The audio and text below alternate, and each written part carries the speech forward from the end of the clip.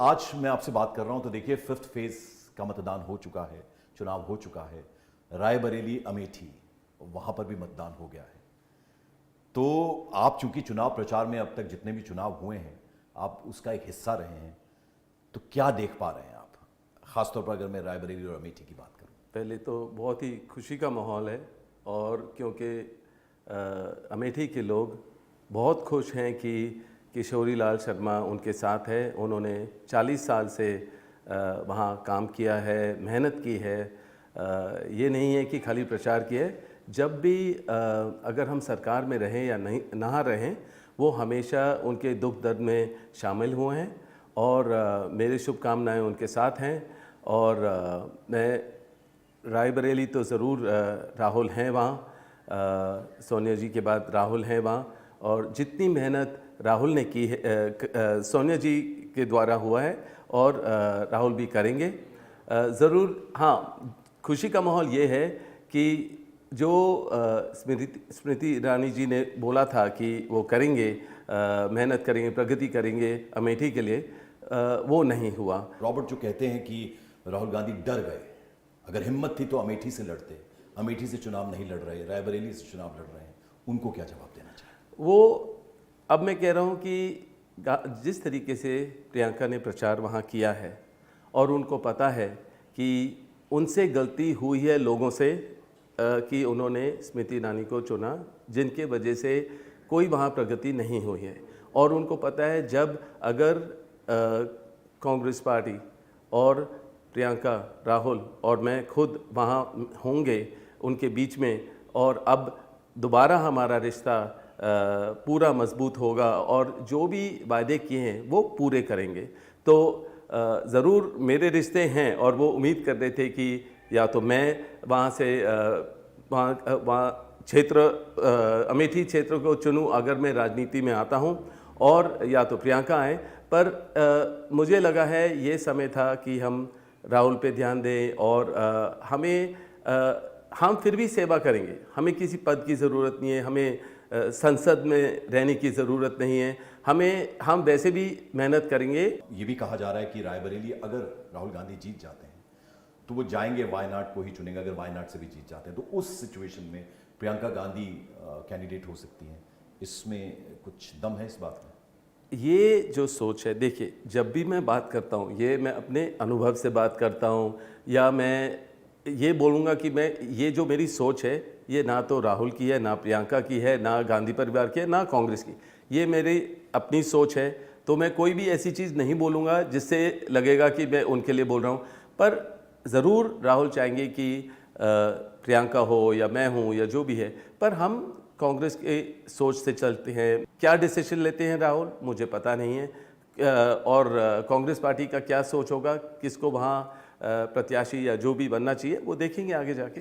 और कांग्रेस पार्टी जो छोड़ के जा रहे हैं, बीजेपी में शामिल हो रहे हैं, हाँ जी, वो उसका बड़ा कारण क्या है? और दूसरा ये कि जो कांग्रेस पार्टी के अंदर हैं भी, वो जिस तरह के बयान देते हैं उससे बहुत ज़्यादा संकट पैदा होता है। आपको लगता है सैम पिट्रोडा ने जो कुछ कहा, वो इतना बड़ी न्यूज़ बनी, इतनी बड़ी खबर मिली, आपको लगता है उससे कुछ डेंट होता है, नुकसान होता है?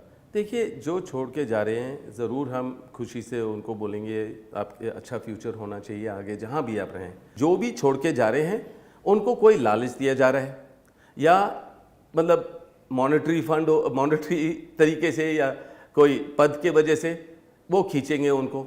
और मेरे ख्याल से तो देश देखता है कि जैसे ही सत्ता बदलेगी वो खुद चाहेंगे कि वापस आएँ। और मैं नाम मेंशन नहीं करना चाह रहा हूँ, पर बहुत सारे लोग हैं जो मुझे कांटेक्ट करते हैं कि हम वापस आना चाह रहे हैं। रॉबर्ट, देखिए, 400 पार का एक टारगेट दिया प्रधानमंत्री ने, और पता है देश को कि अगर बीजेपी एनडीए अच्छा करता है तो प्रधानमंत्री का एक चेहरा है। दूसरी तरफ कौन?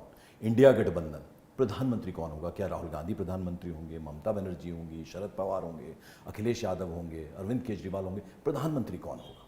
तो ये संकट तो है ना। संकट तो ये है कि जब भी पूरे देश के लोग देखते हैं कि अगर 400 पार ये बोलेंगे तो पहले ईवीएम का सोचेंगे। ईवीएम में गड़बड़ी होगी तभी होगी ये 400 पार, क्योंकि क्या है कि सेंटिमेंट बदल गया है। उसका जवाब देते हैं ना कि जिन स्टेट्स में आप जीत जाते हैं, कांग्रेस पार्टी जीत जाती है, तब कुछ नहीं कहती। नहीं, पर ये जो सोच है ये लोगों की भी सोच है कि ये गलत हो रहा है।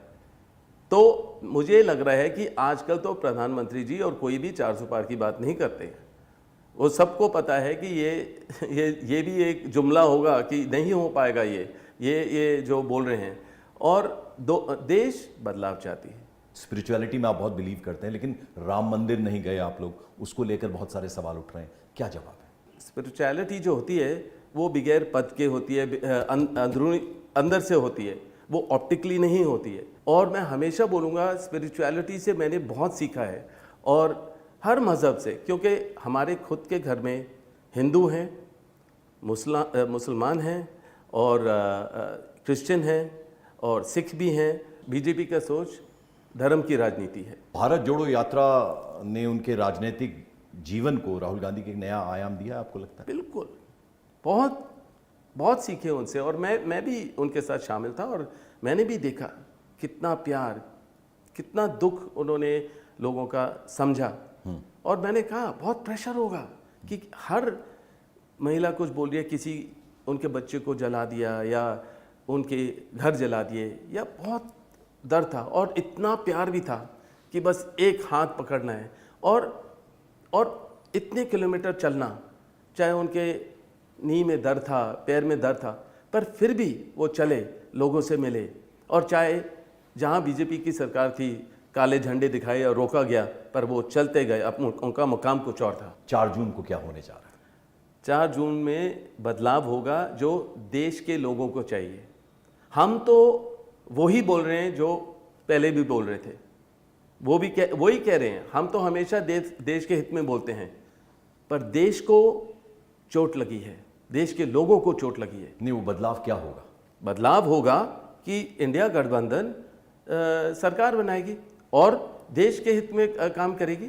ज़रूर राहुल गांधी प्रधानमंत्री बनेंगे? मैं उम्मीद करता हूं, क्योंकि मैं राहुल को जानता हूं, मैं अखिलेश और दूसरों को नहीं जानता हूं।